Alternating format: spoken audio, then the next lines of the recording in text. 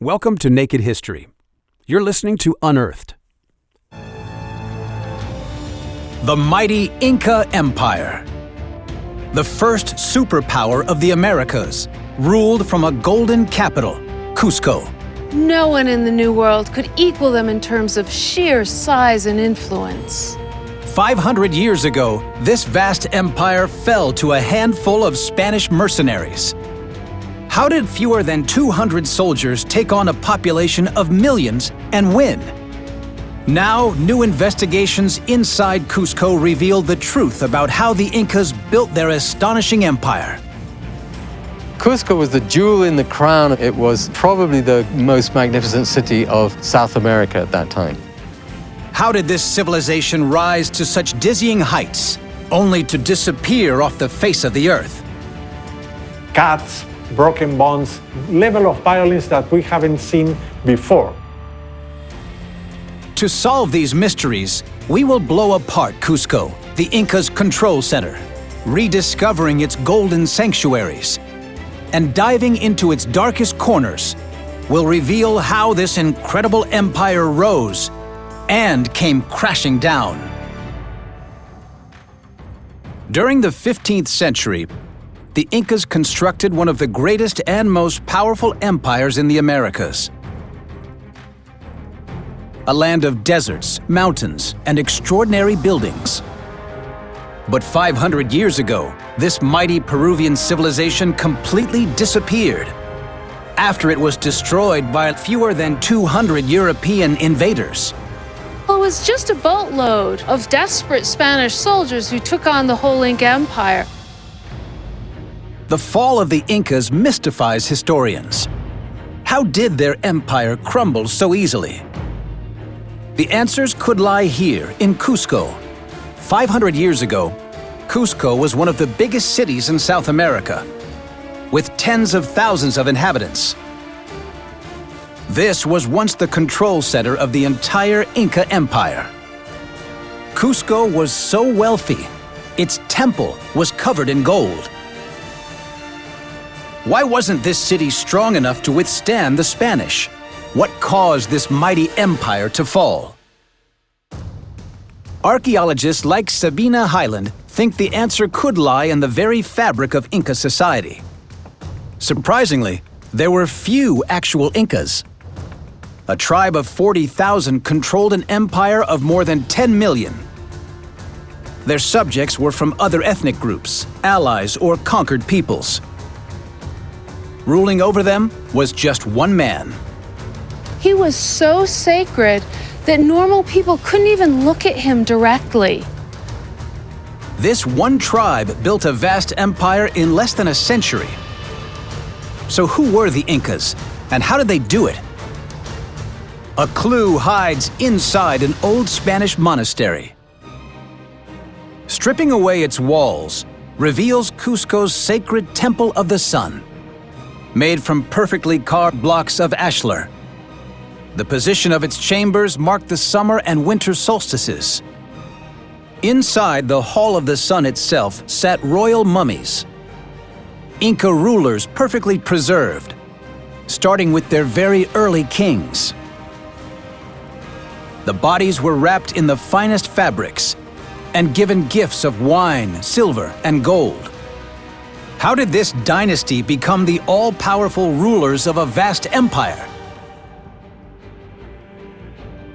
Archaeologist Roxana Gomez Torres suspects mummies just like these may provide the answer. She investigates a burial ground 300 miles from Cusco called Bella Vista. It belonged to a tribe called the Ishma. New discoveries here are transforming our view of the Incas and how they conquered their enemies. Roxana and her team are unearthing mummies almost exactly like the ones in the Inca capital. En esta zona hemos encontrado 2 cuerpos y en la parte superior 3 cuerpos más. Roxana brings these fragile objects to the laboratory for analysis. This one is almost 6 feet in length, preserved in near-perfect condition. Its huge size suggests that it contains the body of a well-respected person. The mummy appears to be that of an Ishma noble, but it's covered from head to toe in high-quality Inca-designed fabrics. The mummy also has a false head to give it a more human shape.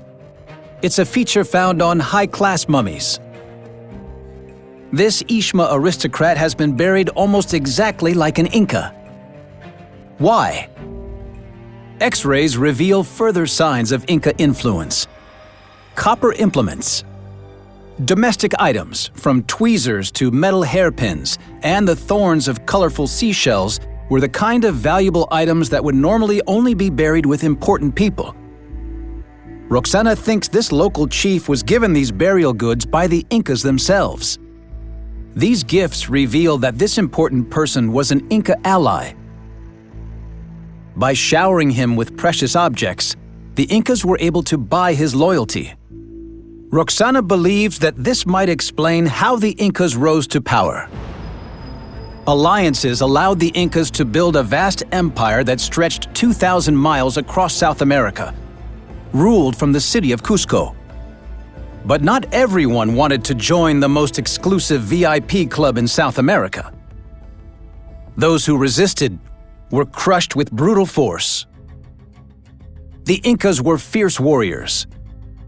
Thanks to their allied troops, they were able to field vast armies, reportedly up to 250,000 strong. The Incas intimidated their enemy with a terrifying show of force as they expanded their empire. Before a battle, the Inca king would offer their opponents a chance to surrender as long as they agreed to pay a regular tribute. If they refused, Inca soldiers armed with stone missiles would unleash a carefully timed barrage of deadly rocks. Lacking such coordination, their enemies were left vulnerable. Then Inca shock troops, armed with maces and clubs, were sent in to finish off the enemy in close combat. The Incas seemed unstoppable. Bribery and brutality won them a vast empire. But how could so few Incas keep control of so many people? And what happened when Inca armies came face to face with European weaponry for the very first time?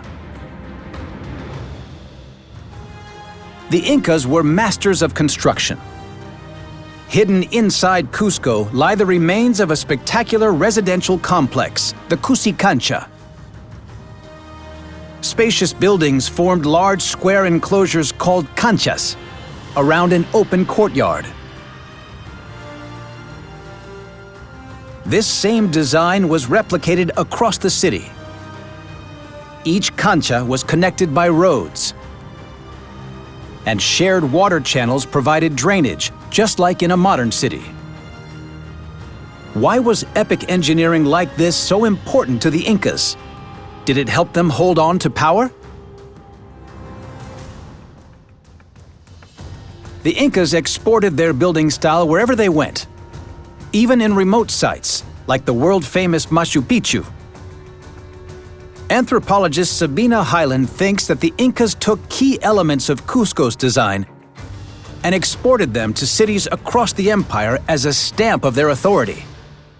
The Romans did this. A city layout is one of the best ways to impose your will on a vast empire, especially if you crush the local way of doing things and you oppose your own. Sabina believes that proof of this Inca activity lies inside the Cusicancha. Here she finds that the Incas had their own unique architecture that reflected their identity and values. This is exciting because we see here what we call a double jamb, which is a sign of high status.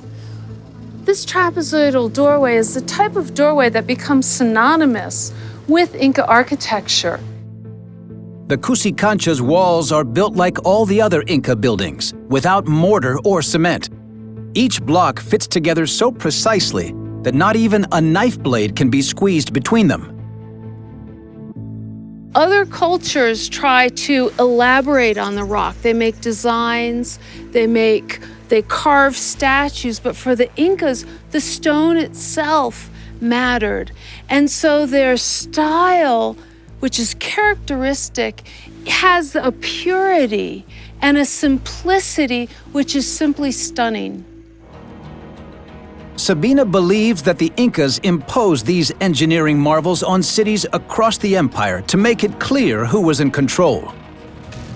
28 miles north, in a town called Ollantaytambo, Sabina investigates one of the first settlements the Incas conquered outside the Cusco Valley, under the command of a king called Pachacuri. He just flattened everything that was here, and he rebuilt Ollantaytambo in his own vision of what it should be. And he did this because he wanted to transform the local identity by bringing in Inca architecture. Some parts are a mirror image of the mother city. The Incas consider themselves a civilizing force, and that they were, in fact, superior to a lot of the other native peoples. As they saw it, it was their duty to spread this civilization to all the corners of the earth. Inca engineers transformed Ollantaytambo into a miniature version of Cusco, from its temple to the sun to its well-engineered streets. Even the double-jammed doorways are the same. This was their way of marking their territory and showing their power. Their buildings, their architecture is one of the ways that they show conquered people that they, in fact, need to be Inca. The Incas imposed the layout of Cusco on towns and cities right across the empire. In the capital, the ruling elite lived in the upper district, with the less important living lower down.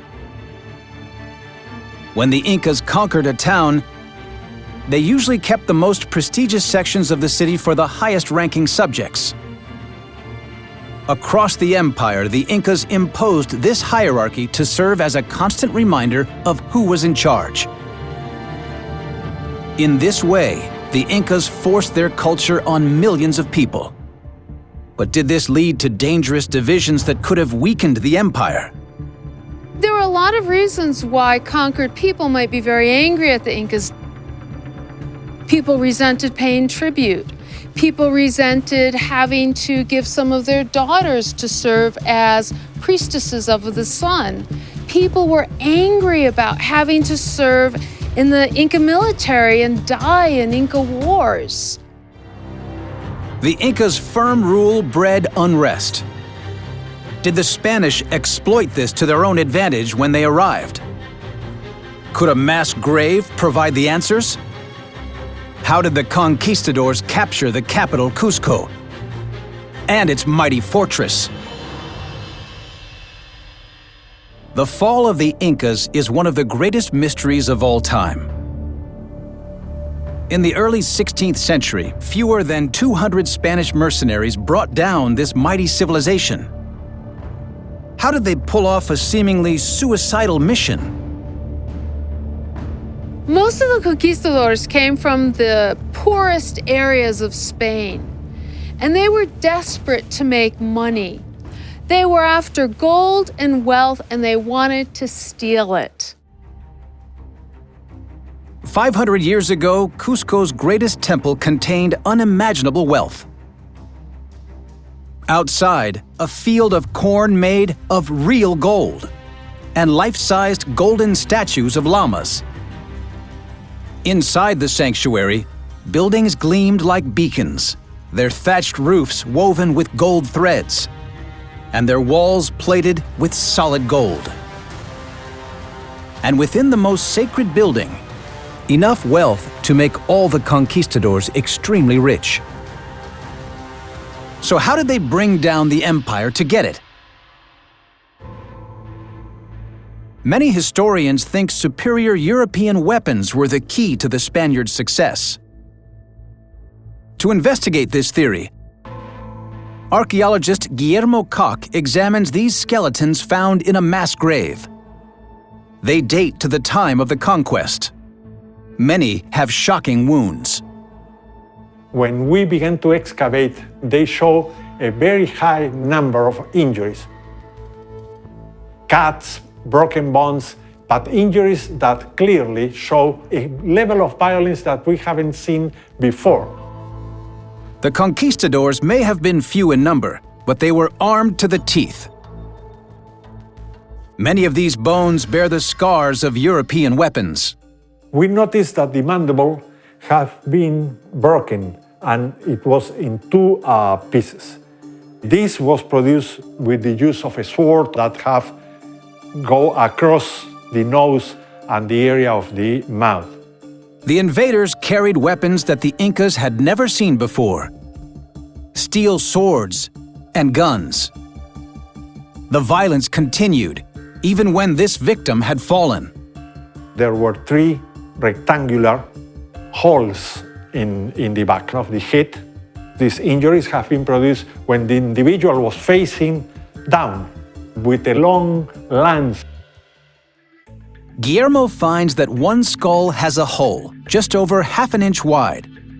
It's one of the earliest gunshot wounds ever found in the Americas. Even this bit of bone, shot out by a bullet, is in perfect condition 500 years later. The Spanish didn't just bring new weapons to the battlefield.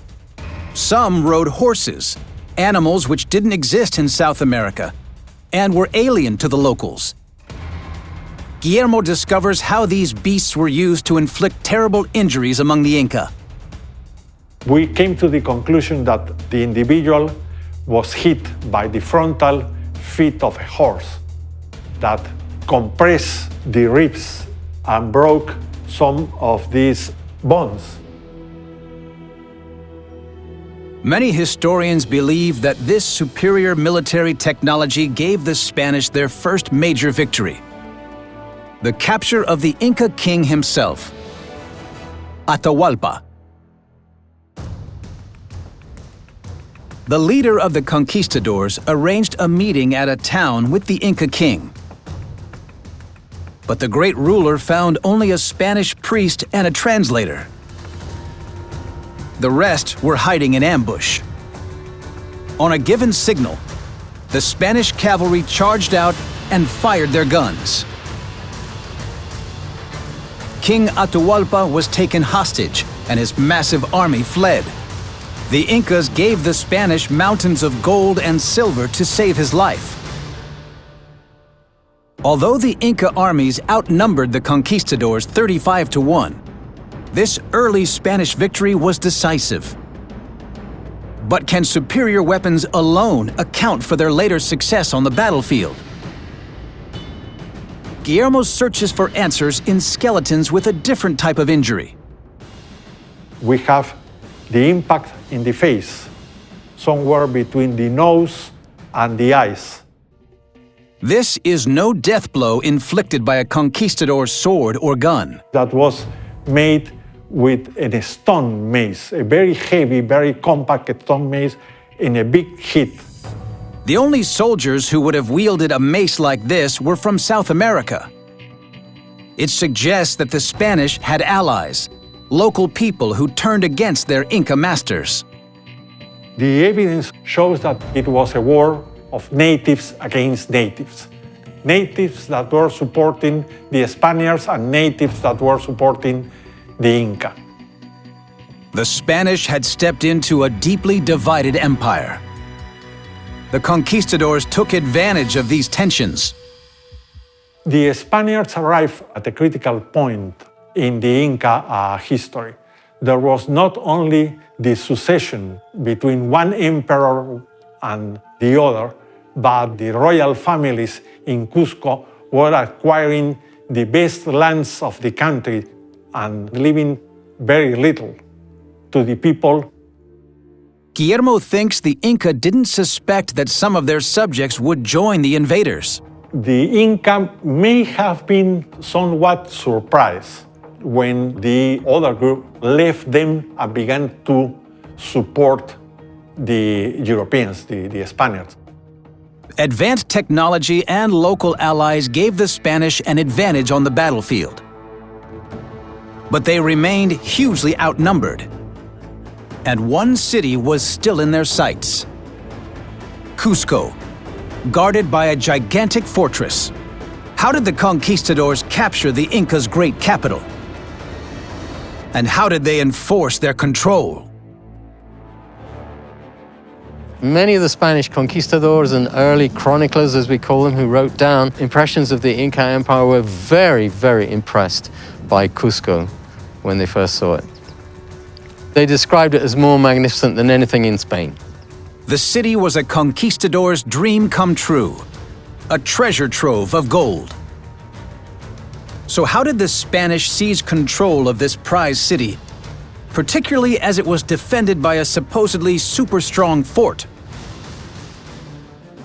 Sacsayhuaman was once a spectacular defensive complex, built with giant stones weighing up to 361 tons, among the biggest ever used in the New World.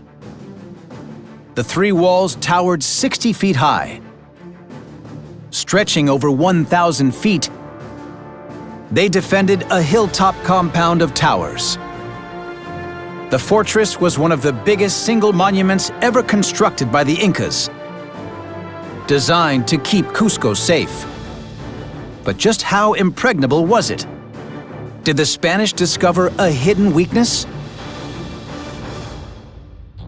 Historian Peter Frost is investigating Sacsayhuaman to solve the mystery of how the Spanish conquered it. Peter first scopes out the scale of the challenge facing the Spanish when they arrived. Was Cusco's fort more daunting than any European castle? Compared to Sacsayhuaman, medieval castles are really quite small. Sacsayhuaman, in its heyday, must have been extraordinary. The structure of the Inca fortress was fundamentally different from European castles.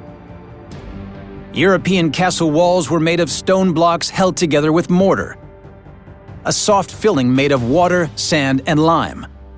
But Sacsayhuaman's walls were stone megaliths.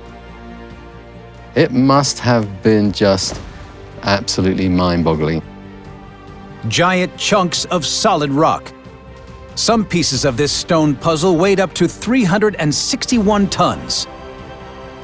Like in the city of Cusco itself, the Inca shaped these stones to sit perfectly on top of each other with no cement at all. The Spanish needed to take down a stone monster. And it wasn't just its 60-foot-high set of walls that baffled them, but its strange zigzag shape, which trapped the invaders between high battlements when they got close. If you attack that wall, you're going to be taking fire from that side there, and also from that side, from your flank as well. This is a very effective defensive design. I'm pretty sure a military architect would agree with that. It looked like the Spanish didn't stand a chance, especially as they were massively outnumbered. The Spanish were surrounded by more than 200,000 Inca troops, some in the hills, some in the city, and the top generals were here in Sacsayhuaman. The Spanish were on this hilltop, very exposed. A lengthy siege was not an option, and they had no retreat, no escape. They had to find a weak point and attack it quickly. But where was the flaw in its design? How did the Spanish take down Sacsayhuaman? Peter thinks he's finally found the answer. To the west of the site, one section of the wall is lower than the rest. You can see how much lower these walls are here than they were further back along the main part of the walls. These may be the height of 2 men here. Further back, they were 4 or more. Peter thinks this is where the Spanish must have breached the fortress. They were never any higher than this. We can see that they were not cut higher up. And so this is the unfinished part, and this is the weakest point of the outer walls. And for me, obviously, that's where the Spaniards would have chosen to attack. The Incas took decades to build their monuments. Archaeologists suspect that the fort simply hadn't been finished when the Spanish arrived. As the conquistadors approached the fort's colossal walls, the Incas unleashed a barrage of stone missiles, forcing them to retreat. So the Spanish changed their plan. Under cover of darkness, they stealthily scaled the fort walls. The Incas mounted a last stand from the great towers within the fort.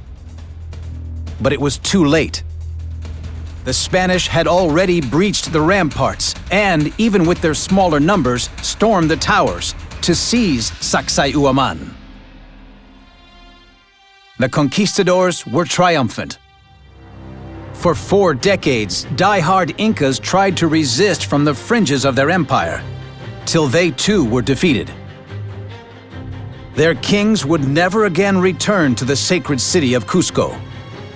But in destroying the largest empire in the Andes, the conquerors now faced an even greater challenge: ruling it. How did the Spanish do it? And what happened to the Incas who remained? At the Inca city of Cusco, the conquistadors overcame incredible odds and ripped out the heart of the Inca Empire. But once in control, the Spanish ironically found themselves in the same position as the first Incas, trying to control a huge empire. The King of Spain had offered the top conquistadors governorship of the lands that they conquered. What they wanted to do was just basically get rid of the indigenous leaders and put themselves in their place. How would a few European rulers stamp their way of life on millions? Clues can be found in the convent of Santo Domingo, one of the finest buildings the Spanish constructed after taking down Cusco.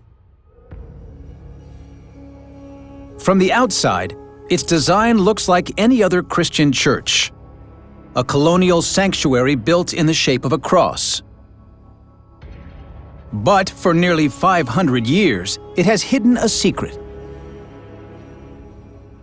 The Spanish built this church over the masterful masonry of the Incas' most holy sanctuary. Outside, the original retaining wall is still visible. So, was placing Christian buildings over sacred Inca sites the way the Spanish stamped out the Inca religion? And what happened to the rest of Cusco's remains? After taking Cusco, the Spanish, like the Incas before them, realized that there's only so far you can go with guns and swords. Anthropologist Sabina Hyland investigates how the conquistadors replaced Inca culture with their own.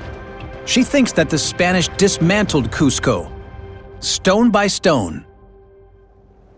If you look closely, you can see that these beautifully carved Inca stones are actually from Sacsayhuaman, but they've been repurposed to use in this church, and we can tell that because of the Spanish mortar that binds them together. The Spanish constructed grandiose buildings using cement, unlike the Inca. To them, Cusco was simply a convenient source of stone. The invaders wanted to erect their own giant structures as quickly as possible. It would have dealt a massive blow at the very heart of Inca religion. As Incas themselves knew, architecture is one of the most long-lasting and powerful tools of conquest. The Spanish took their domination to a whole new level. The first wave of conquistadors unleashed unimaginable levels of violence against the native people. I think Peru got pretty much the worst of the bunch. The most mercenary, the most ruthless, the least educated. The Spanish targeted any last traces of Inca culture. Gold statues were melted down into thousands of pounds of bullion. The royal mummies and last remaining sacred Inca objects were plundered or incinerated. There were mummies of emperors in this room, but the Spanish stole the mummies because, of course, the mummies had gold and jewels in them. Soon, virtually nothing remained of what was one of the most dazzling, spectacular civilizations that ever lived. The Spanish conquistadors tried to annihilate everything that the Incas had created, and they certainly succeeded in doing so. Inca Cusco was destroyed in stages. Its demolition had begun from the moment the Spanish first entered the capital. The conquistadors stripped the city of its gold, prying it from the great temples and melting it down. The destruction continued as the Spanish dismantled Sacsayhuaman and reused its stones to construct their own buildings. Then, in 1650, an earthquake destroyed what was left of Inca Cusco, giving the Spanish another chance to mold it into a European city. Sabina thinks many Incas tried to resist this new alien way of life. Why did they fail to cling on to their ancient beliefs? And with their civilization overthrown, what happened to the Incas themselves? The Spanish thought that their civilization was better than that of the Incas. And so they wanted to impose it right on top of the Inca civilization. But there's one final missing piece of the puzzle. What happened to the Incas themselves? Why did they seem to disappear? Now, a sensational discovery high in the Andes could reveal the answers. In 1985, on the fringes of the Inca Empire in the Aconcagua Mountains, hikers discovered the remains of a mummified boy. They found him in a semicircular stone structure, wrapped in Inca textiles and surrounded by offerings to the gods. Forensics suggest the boy was the victim of an Inca ritual sacrifice, taken up the mountain, drugged and killed with a blow to the head. The boy's body was so well preserved that over 500 years later, his DNA is still intact. The Aconcagua boy was an Inca, born near Cusco. Geneticist Antonio Salas thinks his mummified body could hold the secrets of what happened to all the Incas after the conquest. Antonio tests a DNA sample taken from the boy's corpse. We are analyzing the DNA from the mummy, and we are comparing the profile of this mummy with the profile of the populations living in South America. Antonio's team expects to find people in South America still carrying traces of the Incas' genetic profile. But he makes a shocking discovery. Almost nobody at all carries it. It's as if the Incas simply vanished. We see a continuous population growth till the arrival of Europeans. And from this point, there was a population decline. Antonio's investigation suggests the Spanish didn't just take over the Inca's empire, but also wiped out thousands of Inca families. Did the invaders commit genocide? The population decline of the Incas could be due to military conflicts, but also because they married with Europeans. So what you observe is that the DNA was diluted. But could something else have played an even bigger role in the decline of the Incas? When they stepped off their boats, the Spanish brought with them an invisible killer, a completely new set of diseases, including the lethal smallpox. Their immunity system were not prepared to fight against these germs. The arrival of the Europeans was very tragic for Incas. For the indigenous people, disease was a time bomb. We know that even today in the Amazon region, the populations suffer from the impact of diseases when they enter in contact with people coming from other regions. With no natural resistance, European illnesses swept through the empire's population like wildfire, killing millions. War, intermarriage, and deadly germs destroyed the last great pre-Hispanic civilization of the Andes, the Incas. When the Spanish conquered Peru, the Inca Empire was completely dismembered. Essentially what was going on was a massive and thorough looting operation which was literally obliterating virtually everything they'd done. Today, the Incas' huge buildings have nearly all vanished. but visitors still marvel at the fragments that are left. I think people still feel a strong affinity with the Incas and with the Andean past, all throughout the Andes. And I think people feel very, very proud of their Andean heritage. By investigating these ruins, archaeologists and scientists are uncovering the mystery of how the Incas built their great empire.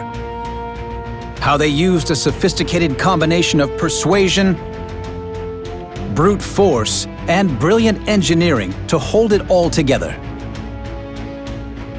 New discoveries reveal how their kingdom crumbled at the hands of the Spanish, brought down by new weapons and allies recruited from within the Incas' own empire.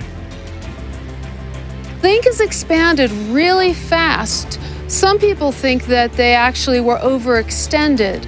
We'll never really know, of course, because the Spanish came and took them over. Ultimately, the Spanish mercenaries simply repeated what the Incas had done, conquered, and ruthlessly imposed a brand new empire on their ruins.